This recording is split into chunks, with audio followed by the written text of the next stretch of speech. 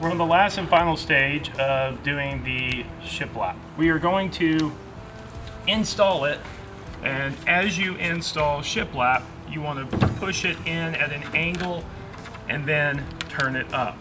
That way it gets into the grooved or notched area in the back.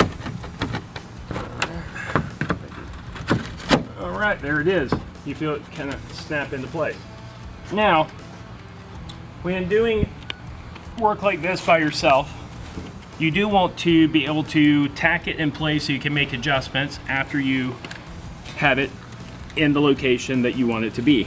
So I know that there's a stud right here because there's nail lines coming down, and there's also a stud right behind here because the window needs to attach to a stud.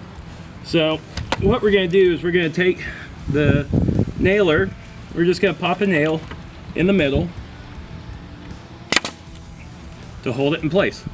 Now we can make adjustments as needed if we need to. That's pretty solid. That's pretty solid. Okay, I can put another tack nail right there. All right, this is going to hold fairly well. What I do want to show you is how to use a nail gun. When using a nail gun, for it to have the best results, you want to fire one nail that goes at a diagonal this direction, and then at the bottom you fire another nail that goes the opposite direction. And the reason you do that is so if the board is going to shift or pull or fall, it's going to have to pull against itself. So that way it's not going to fall. You can either do them zigzag, you can do them zigzag this way, however you want to, but just make sure that you cross them over.